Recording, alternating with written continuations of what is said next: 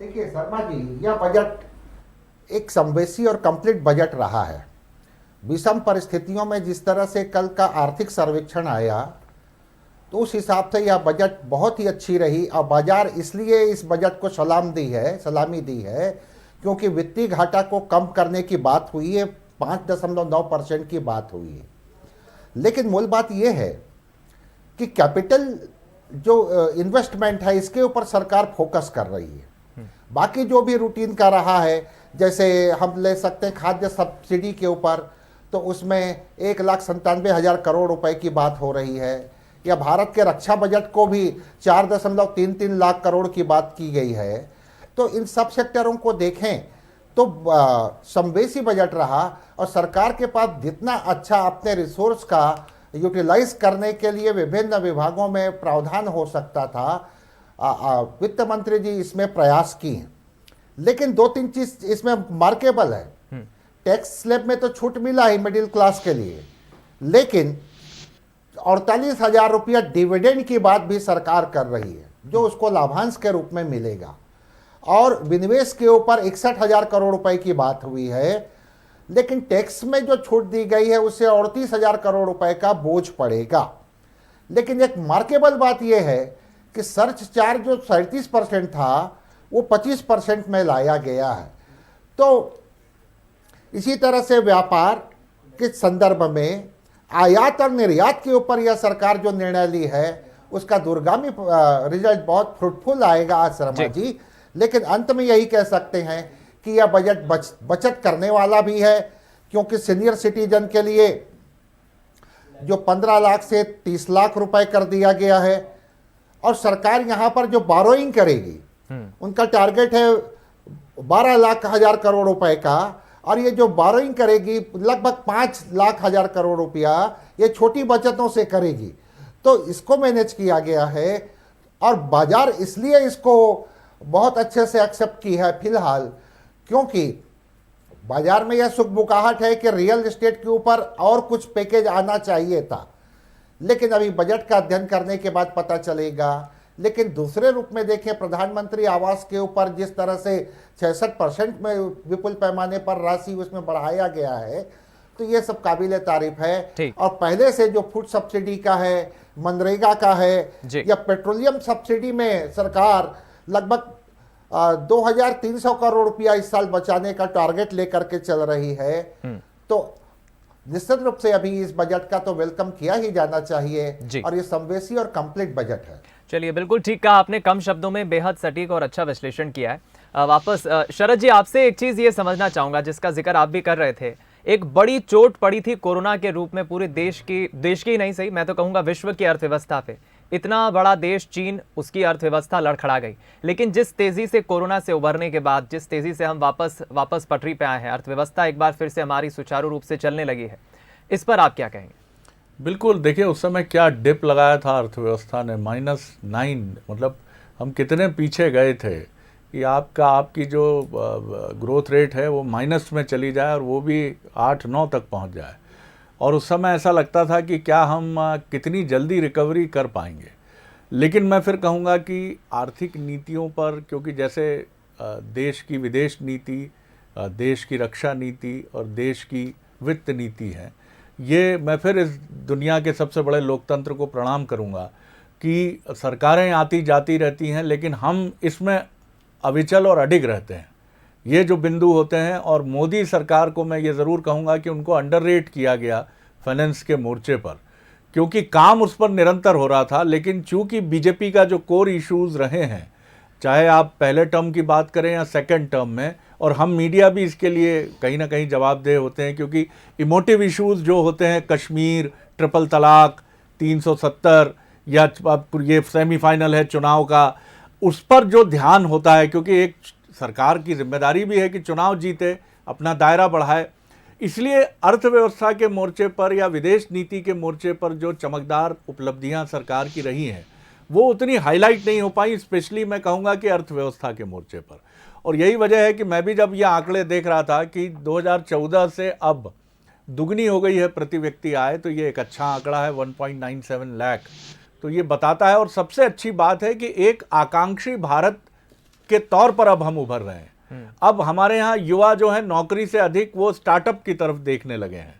और स्टार्टअप में मुझे डॉक्टर हितेश वाजपेयी कुछ समय पहले बता रहे थे कि हम दुनिया में काफ़ी नए स्टार्टअप शुरू करने में, हालांकि अभी हम मुंह के बल गिर भी रहे हैं क्योंकि जोश ज़्यादा है, बहुत प्लानिंग नहीं है स्टार्टअप में, लेकिन युवाओं में शार्क टैंक एक कार्यक्रम है निजी नेशनल एंटरटेनमेंट चैनल में, जिसमें मुझे लगता है कि कितने लोग नए प्रयोग करने के लिए सामने आ रहे हैं।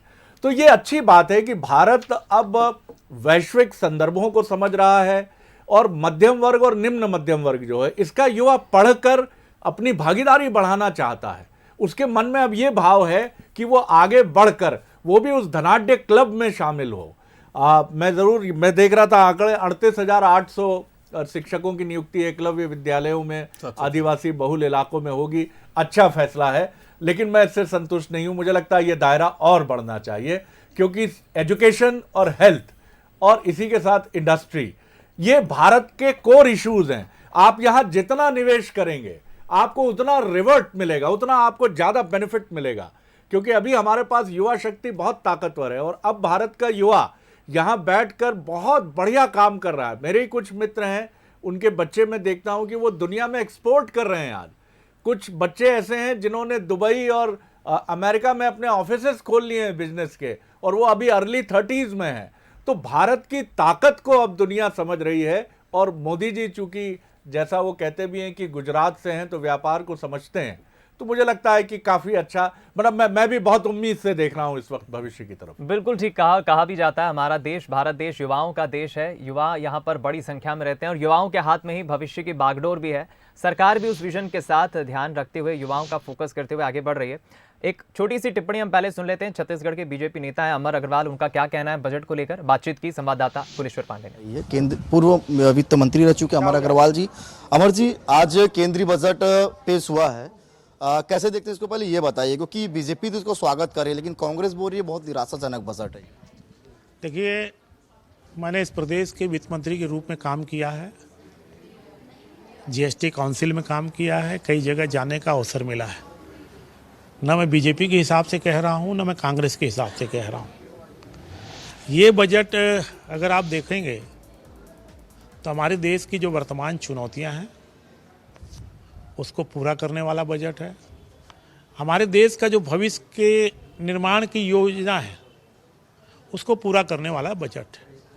14 में जब बजट की प्रक्रिया प्रारंभ हुई तो हमारे देश की जो अर्थव्यवस्था दुनिया में 10वें नंबर पे थी, आज 5वें नंबर पे आई।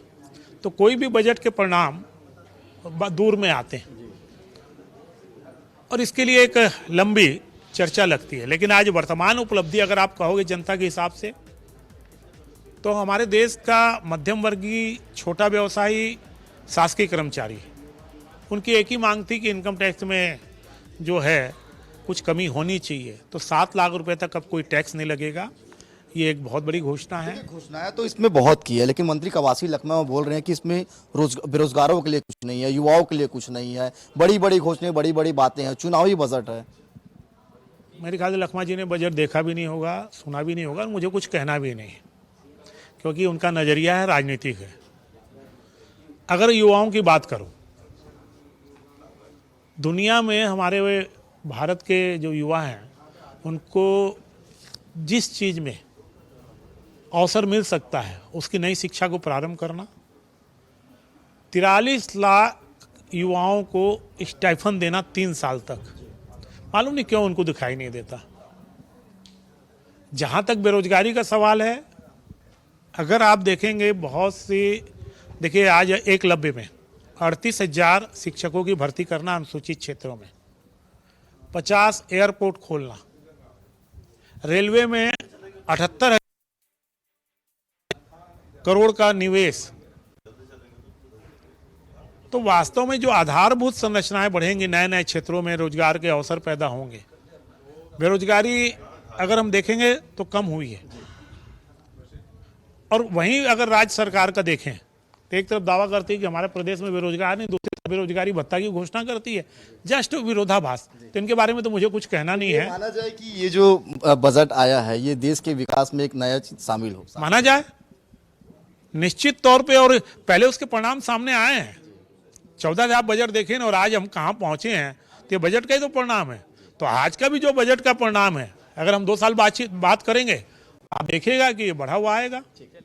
तो ये थे अग्रवाल को आप सुन रहे थे, बीजेपी के नेता हैं, तत्कालीन रमन सरकार के वक्त वित्त मंत्री थे प्रदेश में, और उन्होंने वित्त विभाग में चूंकि वो रहे हैं तो वो अपना तजुर्बा बता रहे थे कि क्या खास रहा इस बजट में और कितना फायदा ये देश को पहुंचाएगा। एक बार फिर चर्चा की तरफ लौटते हैं। एक चीज जो मैं डॉक्टर हितेश देख रहा था, 2014 के बाद जो नया परिवर्तन आया, पहले के दौर में ये भी कहा जाता था कि हवाई सफर करना काफी महंगा हुआ करता था। मोदी सरकार ने आकर इसे भी कम किया। हम देख रहे हैं टूरिज्म के क्षेत्र में सरकार का फोकस है कि पर्यटन को भी बढ़ावा मिले, टूरिज्म सेक्टर को भी बूस्टअप मिले, इकोनॉमी को भी उससे फायदा मिले, और टूरिज्म जब अपने आप बढ़ेगा, विदेशी नागरिक जब यहाँ पहुंचेंगे उसका भी फायदा मिलेगा, इकोनॉमिकली इसका बड़ा फायदा मिलेगा। इस पर आप क्या टिप्पणी रखते हैं? देखिए, आपका कहना बहुत अच्छा है, लेकिन मैं इससे ज़्यादा उत्साहित हूँ सर्विस सेक्टर के लिए। और टूरिज्म के लिए क्या, इंफ्रास्ट्रक्चर डेवलपमेंट बहुत ज़रूरी है और उस पर काम पहले होना चाहिए, क्योंकि कोई भी टूरिस्ट आता है तो कंफर्ट जोन देखता है जब वो दुनिया के 200 देशों में से चुनता है कहाँ जाना है। तो हम एक टेम्परेट रीज़न है, हमारे रिस्ट्रिक्शंस हैं साइट्स को लेकर, लेकिन ओके फाइन, आपका कहना बहुत अच्छा है। अब मैं 3-4 फिगर आपको देता हूँ जिससे आप उत्साहित हो जाएंगे। कल बंसल न्यूज़ पे आप लोगों की ये चर्चा थी और डिमांड थी कि मार्केट में जब तक ग्लोबल रिसेशन है 24 तक 25 तक, तब तक पैसा आना चाहिए कहीं से सस्टेनेबिलिटी के लिए। तो फिर रिपीट कर रहा हूँ मैं, 10 लाख करोड़ कैपिटल इन्वेस्टमेंट सीधा आया। फिर इसके बाद आप उठा के, जिसमें आपने एयरपोर्ट की बात करी, 50 नए बन रहे हैं, वो तो छोड़िए सर, 2.5 लाख करोड़ के लगभग 2.4 लाख करोड़ रुपीस रेलवेज के लिए दिए गए हैं, जो 2014 से 9 गुना है। तो सोचिए, हम -9 पर जाने के बाद भी उसको मेंटेन कर रहे हैं, ये पैसा बाजार में आएगा। 20 लाख करोड़ रुपए एग्रीकल्चर क्रेडिट, और वो भी किसके लिए? इसमें खेती नहीं है, इसमें पशुधन है, मत्स्य पालन है और दुग्ध उत्पादन है। इन 3 को टारगेट करते हुए लगभग 20 लाख करोड़ रुपए एग्रीकल्चर क्रेडिट के रूप में मार्केट में आएगा। तो जो ग्रामीण इकोनॉमी की जिसकी बात कल पराशर जी भी कर रहे थे कि उसकी डिमांड पूरी होना चाहिए, मुझे लगता है एक बड़ा सेक्टर है। तो केवल ये नहीं, अब आप आ जाइए कॉरपोरेट सेक्टर को, तो हमारा हाईएस्ट जो टैक्स रेट था वो 42.74 यानी 43% था, जो दुनिया के सबसे ज़्यादा टैक्स रेट पे आता था। बंसल साहब खुश हो जाएंगे इसको सुनते हुए कि आप सोचिए, उसको कम करके सरचार्जेस जो रेट थे हमारे, उसको 37 से 25 कर दिया, 37% से। तो इससे जो आपका हाईएस्ट टैक्स रेट है वो बेसिकली 43 से 39 हो जाएगा। तो करीब 4% का रिलीफ एक ही बजट में मिल गया, आप सोचिए। तो मुझे लगता है ये एक और मार्केट में पैसा लेकर आना, दूसरी ओर कॉरपोरेट टैक्सेस में और उनकी जो procedural ease of doing business में उसको ठीक करना, ये एक बड़ा काम हुआ है। ऐसे कई काम हुए हैं। जैसे मैं एक सोशल सेक्टर का एक रिफॉर्म आपको बताऊं, मैंने भी नहीं सोचा था, मैं एक मेडिकल साइंस का स्टूडेंट हूँ शरद जी, कि सिकल सेल एनीमिया को लेके कोई लक्ष्य बन सकता है कि हम 2047 तक इसको इरेडिकेट कर देंगे, और ये बड़ा लक्ष्य है। और उसमें 7 करोड़ ट्राइबल पॉपुलेशन को हम 0 से 40 के बीच की स्क्रीन करेंगे, इस दौरान आइडेंटिफाई करेंगे और उनको हम इस बीमारी से निजात दिलाएंगे।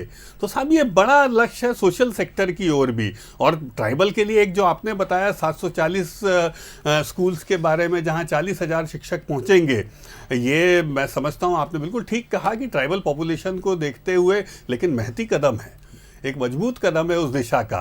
तो फिर एक टैक्स एग्जेम्पशन, एक जो लीव के ऊपर है 3 लाख तक जो एनकैशमेंट होता था, उसको बढ़ा के 25 लाख किया गया है। पराशर जी से मेरी यही बात हो रही थी। तो ये भी लीव एनकैशमेंट की सोचो 3 से 25 तक की पात्रता दे दी गई है। तो ये मध्यम वर्ग को भी ईज आउट करने का एक बड़ा उपक्रम है। तो मैं बिल्कुल चंद्राकर साहब की बात से भी सहमत हूँ, और शरद जी की जो भावना है उससे मैं एक छोटी सी पॉलिटिकल भावना रह के रखूँगा कि मोदी जी ने न केवल कोविड के दौरान पूरे देश को वैक्सीन देने का हब भारत को बनाया, बल्कि भारत को एक प्रकार से बनिया बुद्धि से हम मार्केट को कैसे बेहतर लेके आ सकते हैं, हमारी जो व्यापारिक क्षमता है जिसकी ओर इशारा शरद जी ने किया कि गुजरात ऐसे ही राजधानी नहीं है व्यापार की साहब। तो उस समझ बूझ को लेकर हमारी न केवल रिकवरी लेना, बल्कि आगे का रोड मैप भी मजबूत हो, इसकी बुनियाद ये बजट डालता हुआ दिख रहा है। तो मुझे इसमें कोई नेगेटिविटी कहीं पर भी नहीं दिखाई दे रही है। हम भी खोज रहे हैं कि हम उसको, ठीक है कांग्रेस नेगेटिविटी कह सकते हैं, हम उसको चैलेंज मान सकते हैं, लेकिन we are trying to find out. और अच्छा बजट है, एंजॉय कीजिए। चलिए एक छोटी सी टिप्पणी सुंदरानी जी आपकी लेना चाहूंगा, पैनल में हमारे साथ मौजूद हैं। क्या कहेंगे बजट को लेकर, सुंदरानी जी? नहीं, निश्चित रूप से सर्वव्यापी बजट है। किसानों से लेकर युवाओं को ध्यान में रखते हुए उद्योग, लघु उद्योग, एमएसएमई को ध्यान में रखा गया है। वहीं इनकम टैक्स के स्लैब में जो चेंजेस किए हैं उसका भी बहुत दूरगामी अच्छे परिणाम निकलेंगे, बचत के रास्ते बनेंगे और कहीं न कहीं रोजगार के अवसर भी उपलब्ध होंगे। रेलवे में 75,000 करोड़ रुपए की नई योजनाएं लाने की बात की है, वहीं सड़कों के लिए पैसा देने की बात की है, वहीं 50 एयरपोर्ट बनाने की बात की है। तो ये कुल मिला के अगर हम देखें तो यह बजट काफ़ी दूरगामी अच्छा बजट होगा। भारत की अर्थव्यवस्था, कल ही आर्थिक सर्वेक्षण की रिपोर्ट आई जिसमें 6.5% तक की ग्रोथ रहने की बात कही गई, महंगाई 4% पे आएगी ऐसी कल्पना की गई थी। निश्चित रूप से इस बजट में वो झलक दिखता है। जिस प्रकार 10वें नंबर से हम आर्थिक दृष्टि से 5वें नंबर पे आए हैं, और मुझे लगता है आने वाले समय में हम भारत की अर्थव्यवस्था अन्य अमेरिका और चाइना से भी हम बहुत आगे बढ़ने का प्रयास करेंगे। कितने अंक देंगे आप सुंदरानी जी? 10 में से कितने अंक देंगे? 100%। चलिए 100%, 10 में से 10।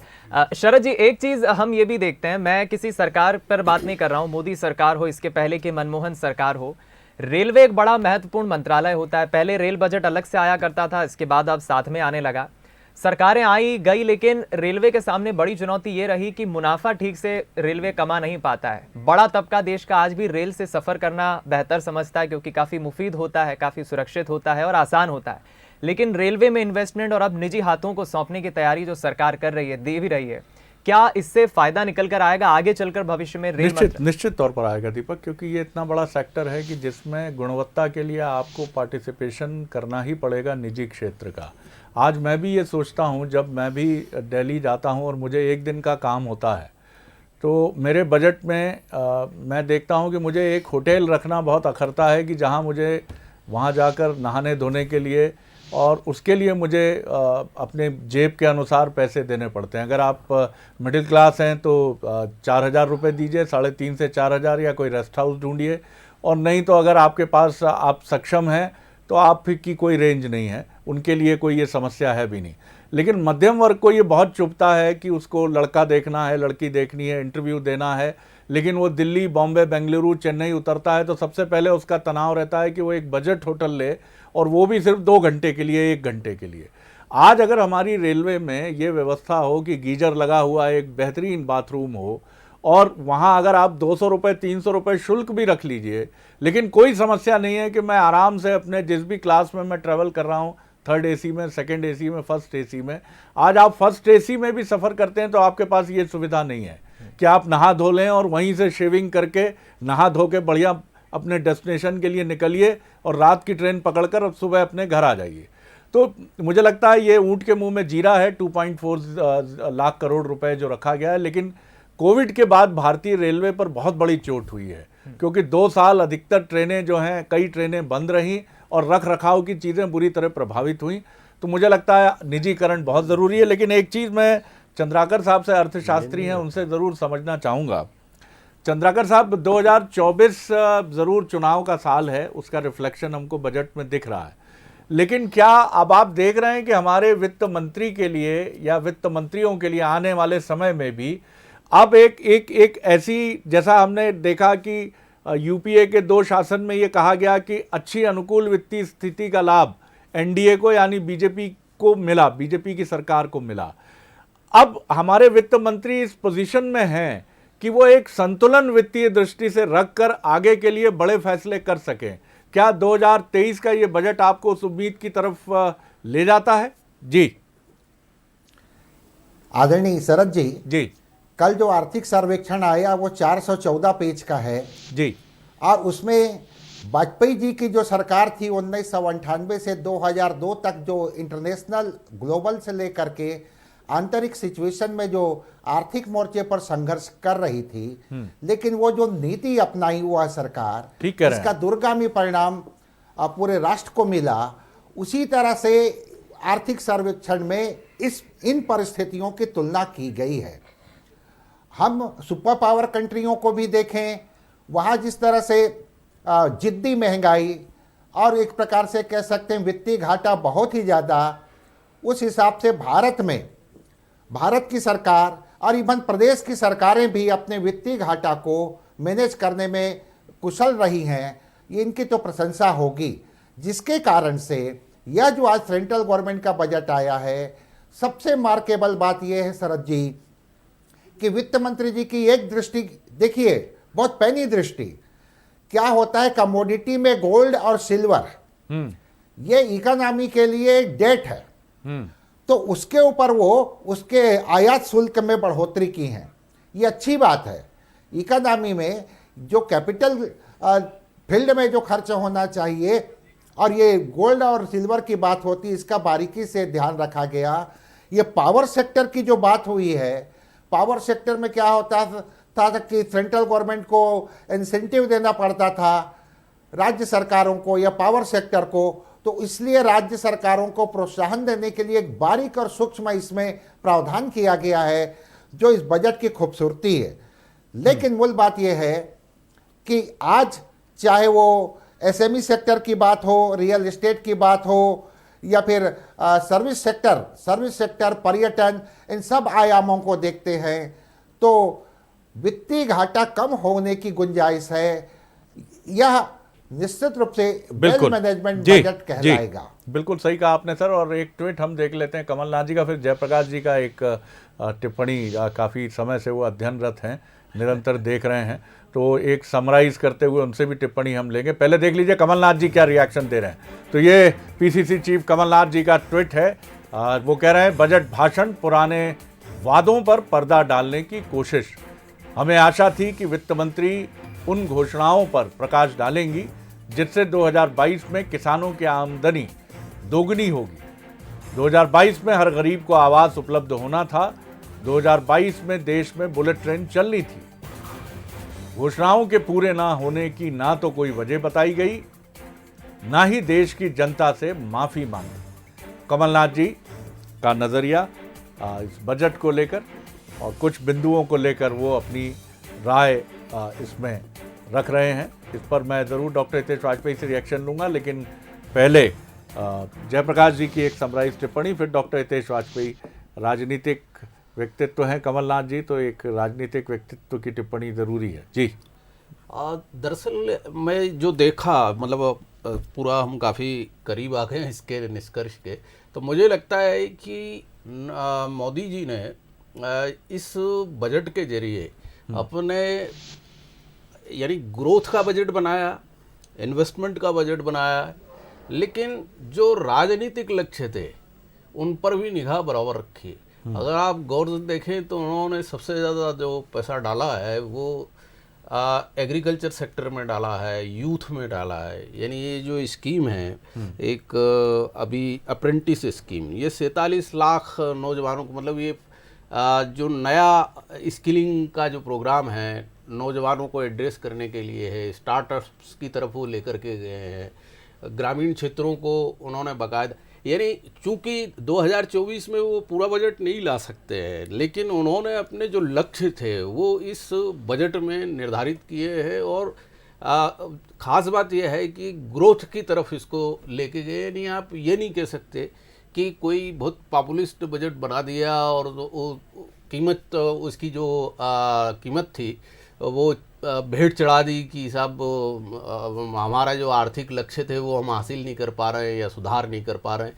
उन्होंने बराबर अपने आर्थिक लक्ष्य भी हासिल किए और राजनीतिक लक्ष्य भी इसके जरिए वो करते हुए दिखाई देते हैं। जैसे अभी वाजपेयी जी कह रहे थे कि 20 लाख करोड़ का कृषि ऋण का जो टारगेट है वो उन्होंने उसको क्रेडिट को रखा है। ये जो पैसा रूरल इकोनॉमी में जाने वाला है ये इस पूरी इकोनॉमी को बड़ा सपोर्ट करेगा। और हम एक ये जो मध्यम वर्ग को ये जो इनकम टैक्स और इन तमाम जरिए से पैसा जाने वाला है, ये मांग को बढ़ाने में मदद करेगा। इसी तरह से जो कारपोरेट्स को, कंपनियों को, उद्योगपतियों को, एमएसई को, इनको ये जो क्रेडिट लिमिट टोटल 35,000 करोड़ का रेवेन्यू लॉस वो इसमें उठा रहे हैं।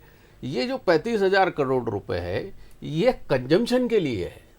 ये इससे मांग पैदा करने में सरकार को बहुत मदद मिलेगी। दूसरी तरफ वो ये पैसा उन लोगों को दे रहे हैं जो उनकी पॉलिटिकल क्लास है। जी, बिल्कुल ठीक कहा आपने पाराशर जी। पहले एक छोटी सी टिप्पणी इस बीच में अमित श्रीवास्तव जी के ले लेता हूं, फिर डॉक्टर हितेश वाजपेयी के पास चलेंगे। अमित जी, क्या कहेंगे? आपके साथी मित्र, हमारे प्रवक्ता, बीजेपी के प्रवक्ता मेहमान तो 10 में से 10 अंक दे रहे हैं, बजट को पास बता रहे हैं, क्या कहेंगे? राजनीतिक मजबूरी है, अगर वो 10 में 10 नहीं देंगे तो उनको 10 में नेगेटिव मार्किंग हो जाएगी, तो ये उनकी मजबूरी है, मैं समझ सकता हूँ। और पूरी तरीके से दिशाहीन बजट है। और मैं आपके माध्यम से कहना चाहता हूँ दीपक जी कि ना महंगाई और बेरोजगारी पर सरकार ने कुछ नहीं किया, और जिस प्रकार से 9 राज्यों में चुनाव है, पूरी तरीके से चुनावी बजट है। और मैं आपको बता दूं कि इन 8 वर्षों की सरकार के बाद जो देश में बैठे हुए हुक्मरान है वो लगातार अगले 50 वर्षों का सपना दिखा रहे हैं। और अभी आपका वर्तमान बिगड़ा हुआ है और 50 वर्षों का आप सपना दिखा रहे हैं। और जैसे अभी पराशर भैया ने कहा, निश्चित तौर पे ना तो किसानों की आय दुगनी करने का ये बजट है, ना महंगाई से निजात लोगों को मिलने वाला बजट है, ना मिडिल क्लास के लिए कुछ इसमें छूट का प्रावधान किया गया है, युवाओं को रोजगार का प्रावधान किया गया है, ना छोटे उद्योग। और मैं आपको बता दूं, ना छोटे उद्योग और वित्तीय घाटा जो बेलगाम हो गया है, ऐसा बजट में कभी देश को कर्ज में बेतहाशा वृद्धि की गई है। तो मैं आपको बता दूं कि महज ये आंकड़ों की बाजीगरी है से भरा हुआ एक बजट है, और सिर्फ झूठे सपने दिखाने वाला एक बजट साबित होगा। क्योंकि हमने देखा है कि बढ़ती महंगाई और सिकुड़ती लोगों की कमाई पे अगर सरकार कुछ करती तो ज्यादा बेहतर होता। और मुझे ऐसा लगता है कि पिछले वर्ष का जो बजट था दीपक जी, हमने देखा था कि वो 1 घंटे से ज्यादा चला था, और 1 घंटे के बजट चलने के बाद देश की जनता को क्या मिला। और आज सबसे ज्यादा अगर कोई तकलीफ में है दीपक जी, तो देश का मध्यम वर्गीय है, जो जिसकी उम्मीद होप वॉज वेरी हाई, लेकिन मुझे लगता है कि उनको घोर निराशा ये हाथ आई होगी इस बजट से। क्योंकि आपके माध्यम से मैं एक चीज कहना चाहता हूँ कि मुझे शरद जी आप थोड़ा ध्यान देंगे। शरद जी सर देख रहा हूँ सर, बिल्कुल जी जी, मैं आप जो कह रहा हूँ आपकी परमिशन लेके मैं कहना चाहूंगा, अगर आप हाँ बोले तो। जी देखिए, post promises and announcement forgotten, new promises and announcement which will be forgotten by the next budget, this is actual budget. तो मुझे लगता है दीपक जी, मैं शरद भाई हमेशा कहते हैं कि कुछ पंक्तियां कहेंगे जी। शरद भाई का मैं बहुत सम्मान करता हूं। मैं आपको रोकना चाहूंगा, अपनी बात पूरी करेगा श्रीवास्तव जी। प्रधानमंत्री पूरी हो जाने दीजिए दीपक जी, उनकी बात पूरी हो जाने। मोदी जी कुछ कह रहे हैं, वरीयता देता है ये बजट। आज की एस्पिरेशनल सोसाइटी, गांव, गरीब, किसान, मध्यम वर्ग, सभी के सपनों को पूरा करेगा। मैं वित्त मंत्री निर्मला जी और उनकी टीम को इस ऐतिहासिक बजट के लिए बधाई देता हूं। साथियों, परंपरागत रूप से अपने हाथ से औजारों और टूल्स से कड़ी मेहनत कर कुछ न कुछ सृजन करने वाले करोड़ों विश्वकर्मा इस देश के निर्माता है। लोहार, सुनार, कुम्हार, सुथार, मूर्तिकार, कारीगर, मिस्त्री, अनगिनत लोगों की बहुत बड़ी लंबी लिस्ट है। इन सभी विश्वकर्माओं की मेहनत और सृजन को देश इस बजट में पहली बार अनेक प्रोत्साहन योजना लेकर के आया है। ऐसे लोगों के लिए ट्रेनिंग, टेक्नोलॉजी, क्रेडिट और मार्केट सपोर्ट की व्यवस्था की गई है। पीएम विश्वकर्मा कौशल सम्मान यानी पीएम विकास करोड़ों विश्वकर्माओं के जीवन में बहुत बड़ा बदलाव लाएगा। साथियों, शहरी महिलाओं से लेकर गांव में रहने वाली महिलाएं हो, कारोबार रोजगार में व्यस्त महिलाएं हो या घर काम में व्यस्त महिलाएं हो, उनके जीवन को आसान बनाने के लिए बीते वर्षों में सरकार ने अनेक विध कदम उठाए हैं। जल जीवन मिशन हो, उज्ज्वला योजना हो, पीएम आवास योजना हो, ऐसे अनेक कदम, इन सबको बहुत बड़ी ताकत के साथ आगे बढ़ाया जाएगा। उसके साथ साथ महिला सेल्फ हेल्प ग्रुप एक बहुत बड़ा सामर्थ्यवान क्षेत्र आज भारत में बहुत बड़ी जगह अपने हाथ एक्वायर कर चुका है। उनको अगर थोड़ा सा बल मिल जाए तो मिरेकल कर सकते हैं। और इसलिए विमेन सेल्फ हेल्प ग्रुप उनके सर्वांगीण के विकास के लिए नई पहल इस बजट में एक नया आयाम जोड़ेगी। महिलाओं के लिए एक विशेष बचत योजना भी शुरू की जा रही है और जनधन अकाउंट के बाद ये विशेष बचत योजना सामान्य परिवार की गृहिणी माताओं बहनों को बहुत बड़ी ताकत देने वाली है। ये बजट सहकारिता को ग्रामीण अर्थव्यवस्था के विकास की धुरी बनाएगा।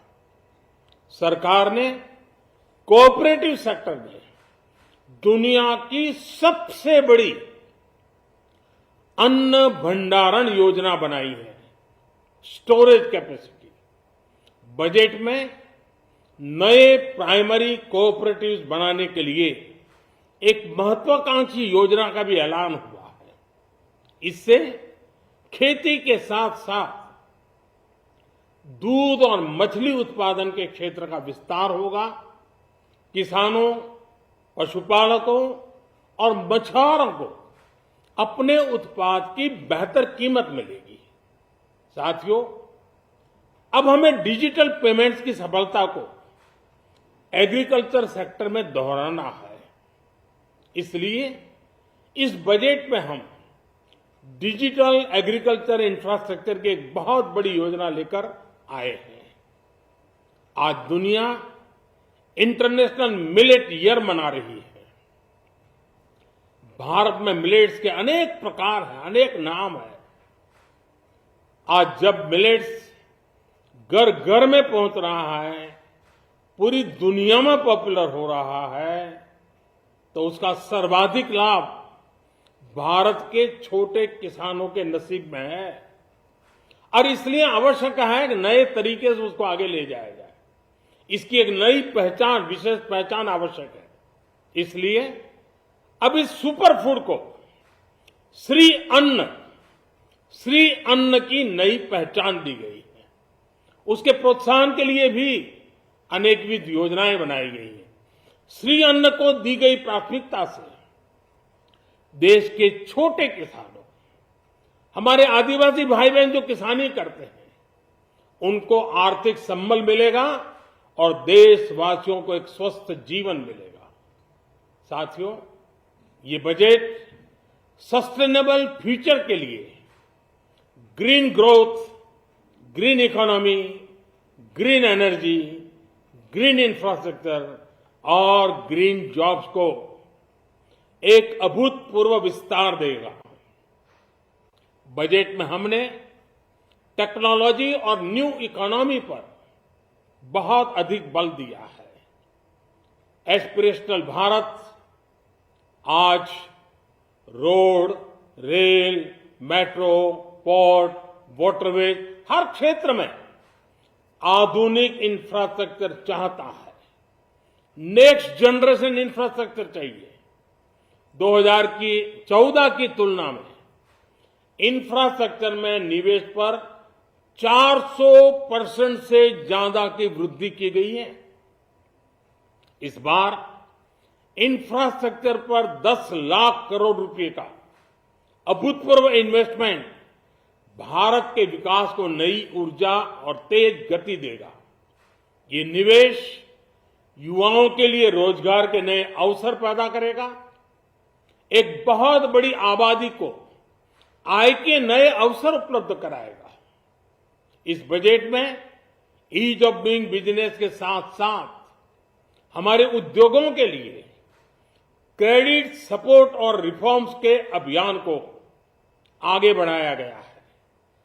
एमएसएमईज के लिए 2 लाख करोड़ रुपए के अतिरिक्त ऋण की गारंटी की व्यवस्था की गई है।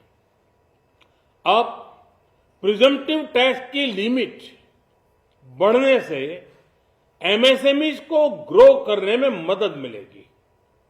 बड़ी कंपनियां द्वारा एमएसएमईज को समय पर पेमेंट मिले, इसके लिए नई व्यवस्था बनाई गई है।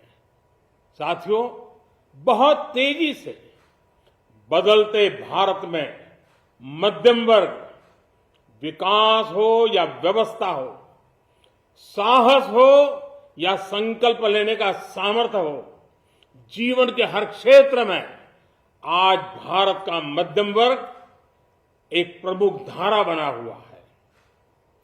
समृद्ध और विकसित भारत के सपनों को पूरा करने के लिए मध्यम वर्ग एक बहुत बड़ी ताकत है। जैसे भारत की युवा शक्ति ये भारत का विशेष सामर्थ्य है, वैसे ही बढ़ता हुआ भारत का मध्यम वर्ग भी एक बहुत बड़ी शक्ति है। मध्यम वर्ग को सशक्त बनाने के लिए हमारी सरकार ने बीते वर्षों में अनेकों निर्णय लिए और ईज ऑफ लिविंग को सुनिश्चित किया है। हमने टैक्स रेट को कम किया है, साथ ही प्रोसेस को सिंप्लीफाई, ट्रांसपेरेंट और फास्ट किया है। हमेशा मध्यम वर्ग के साथ खड़ी रहने वाली हमारी सरकार ने मध्यम वर्ग को टैक्स में बड़ी राहत दी है। इस सर्वस्पर्शी और विकसित भारत के निर्माण को गति देने वाले बजट के लिए मैं फिर एक बार निर्मला जी और उनकी पूरी टीम को बहुत बहुत बधाई देता हूं और देशवासियों को भी बहुत बधाई के साथ साथ मैं आह्वान करता हूं, आइए अब नया बजट आपके सामने है, नए संकल्पों को लेकर के चल पड़े। 2047 में समृद्ध भारत, समर्थ भारत, हर प्रकार से संपन्न भारत हम बना के रहेंगे। आइए इस यात्रा को हम आगे बढ़ाएं। बहुत बहुत धन्यवाद। प्रधानमंत्री नरेंद्र मोदी को आप सुन रहे थे, जो कह रहे हैं